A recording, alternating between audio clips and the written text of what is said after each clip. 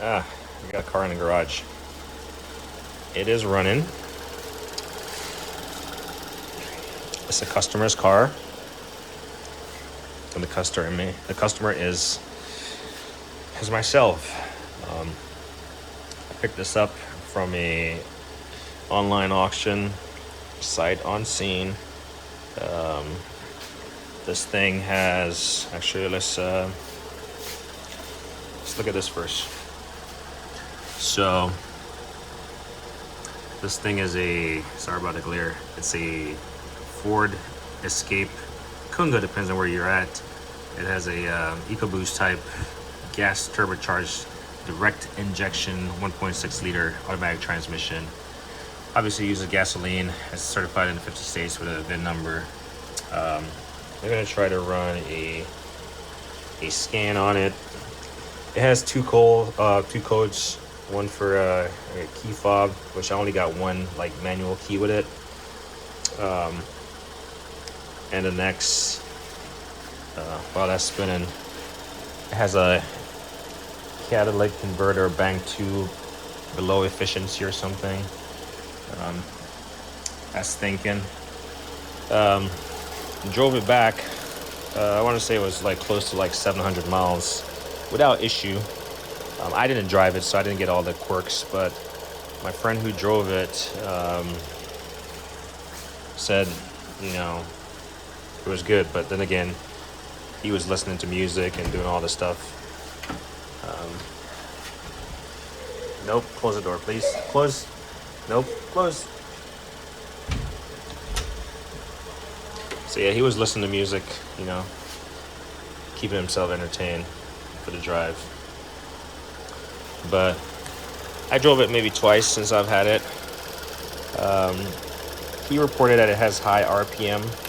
I drove it, I didn't really see it. Obviously it needs a little bit of get up to get going. I did drive it down the highway and I noticed the hood was flopping, and I think I found that. It has these two little stoppers right here. One right here, and this one is missing.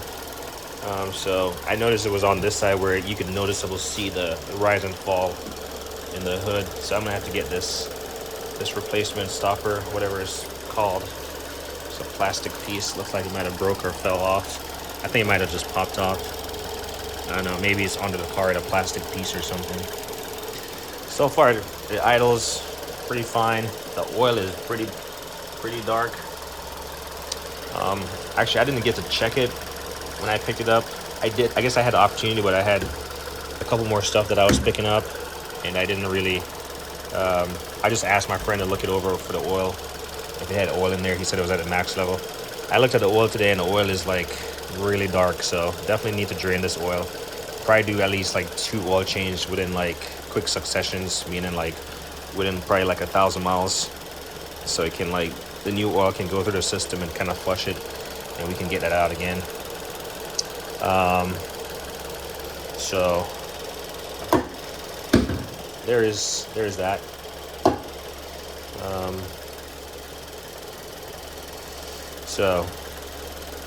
But I mean, you can hear it idling. I don't see any active leaks. Obviously, we'll go through and we'll top off all the fluids, do the radiator, the power steering, or the brake. This looks like it has electronic steering, so there's no power steering. Again, I'm not familiar with Ford. I've never owned a Ford. I'm not necessarily sure if I would own a Ford, but if it works, it works. Pretty tight engine compartment.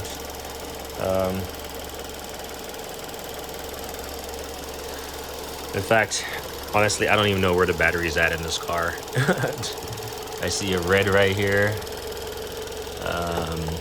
So I don't even know where the battery's at, the radiator, or anything. Like, this is really my first time. I literally just pulled it in the garage today, and I'm running a scan on it. So it comes back with 2 faults. As you can see, fault 1 is a catalyst system efficiency below threshold bank 1, and it has the code right there. And then the next one is this body control module keypad illumination output. It does have, I'm not sure what it all really means, but it does have this little fancy thing right here. So So I'll reset. I'll reset all the codes. I'll clear these out. I believe I already took a picture on it, so I'm gonna just do a quick erase.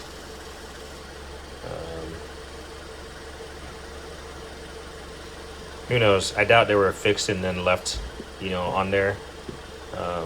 But you never know.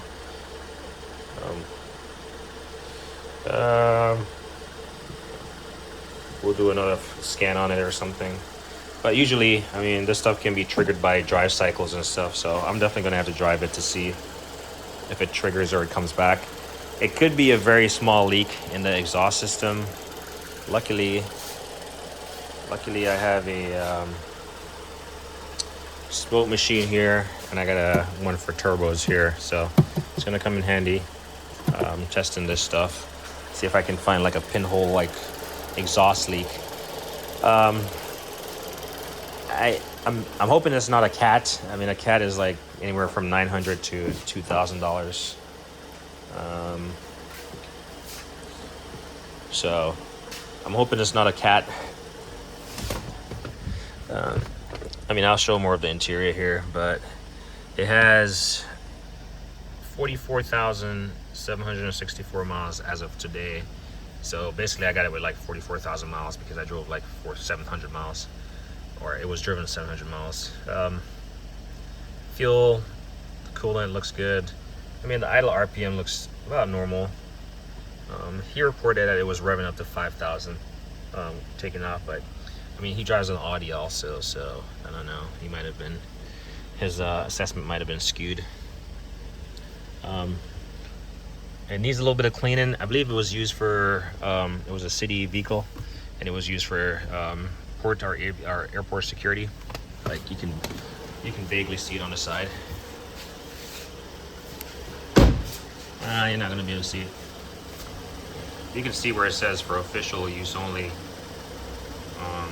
And then right there it says like aviation security or something. They did leave these things on it. I'm probably gonna peel them off, and then hopefully I can get those residues cleaned up. I gotta research on that, on how to get those residues off. All in all, like I said, it has low mileage. All the basic functions of stuff seem to work.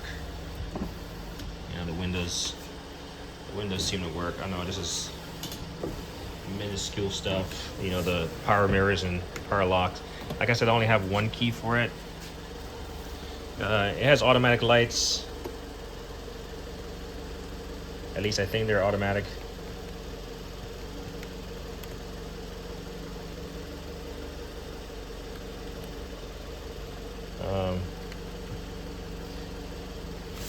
At least I think they're automatic. I'm not sure. Looks like you got some little touch stuff right here. All this fancy stuff. Little dash right here. They did do a lot of drilling in here to install those lights up top. I found the pedal to the thing, or the cover for the pedal in the trunk. I'm not sure. Maybe I can recover these pieces and I can sell it. This thing has battery, but no strobe, because they've disconnected a lot of wires and stuff. So even these for like a radio control right here, I'm gonna take these out. It's gonna leave a hole there, but I'm gonna patch up the hole and try to use like, I don't know, maybe like some kind of nail polish to kind of smooth those over. Stuff like, glove box is a little bit shaky, but it still latches in place. The manual has never been opened, so no one has ever opened this thing, interestingly enough. It's a Ford Escape white. Yeah, so no one has ever opened that.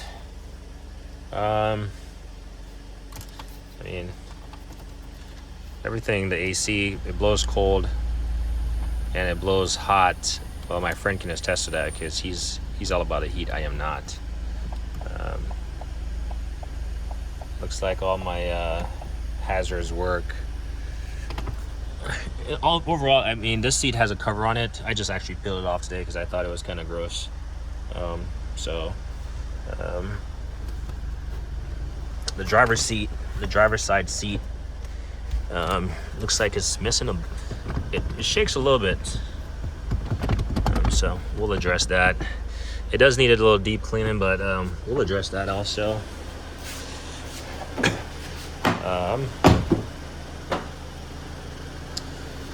It does have a little bit of rust right here, like water collecting, but it's not bad. That can be easily addressed or even left alone and not be a big deal. That's not in a rust-prone area. I lost that motion light.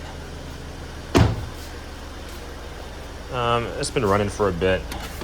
I'm gonna kill it.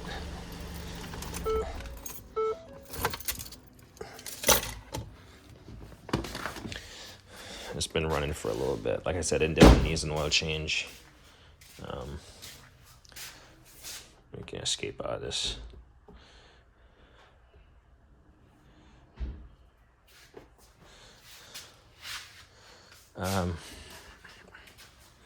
Like I said, I only got one little manual key with it. Doesn't have any like clicker, so might have to end up buying one of those. All in all, the back seat looks, I mean, obviously they probably didn't use it for sitting on, but they threw stuff on. Some crap in here I'm gonna throw out. Some wires and stuff. The back seat, it has the trunk has this like thing, obviously some kind of service thing that was in here. Let me get a light. My garage door is closed, and someone might say, why don't you open it? Well, I don't feel like opening it right now. So we're just gonna make do. I threw it in the garage just so I can like do stuff, like small stuff as I go. So it has this thing back here, which I'm gonna take out. And then this actually fire extinguisher is not protected. It's actually, if you look, it's in the red. I don't know if you can see it. Maybe you can see it. It's in the red because I discharged it. You can see where over there, because it's not sealed or anything. It's not. I mean, you can discharge it real quick. Looks like we got a little adapter right here for plugging. That's cool. Charging. And temporary tag in the window that's already expired.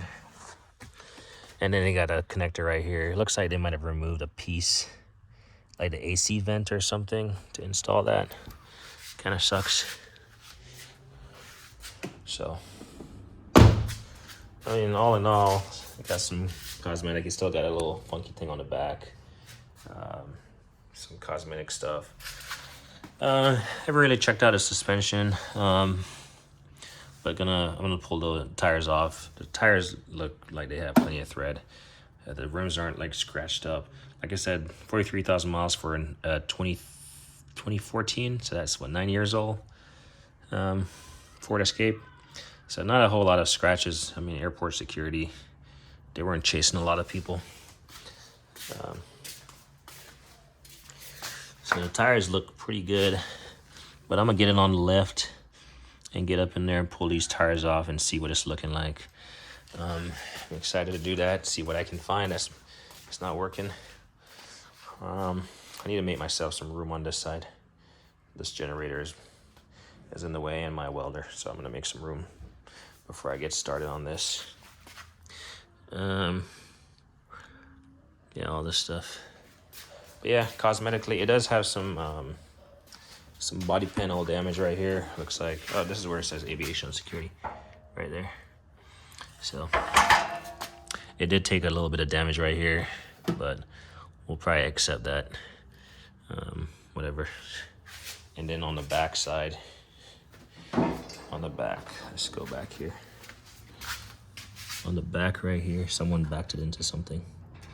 You can see, but all in all, I think you can fill that plastic out and like fill it in and whatever. And honestly, it's not that serious. They obviously have some stuff mounted up top. What is this? This is a Motorola. And I mean, yeah, It does leave a pretty big gaping hole up here. Should you remove this cap? So I'm not sure what the best way to plug these holes are.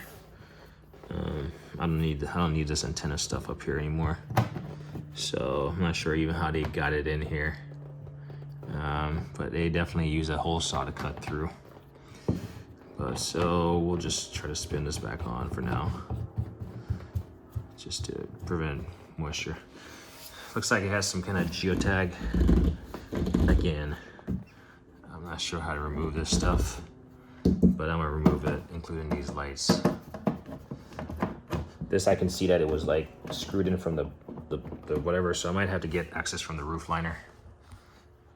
But you have 2 of these, 1 of those, and then 2 lights. Those are small stuff I can tinker with as I go. But mechanically, I just want to make sure mechanically is sound. So I'm gonna drive it for a bit, see if I can trip those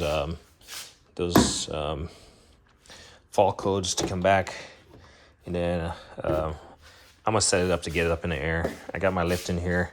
I think this is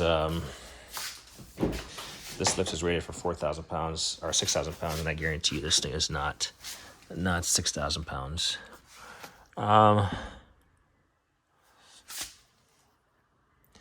So I am seeing right here, it is 4,760 pounds, 4,760 pounds.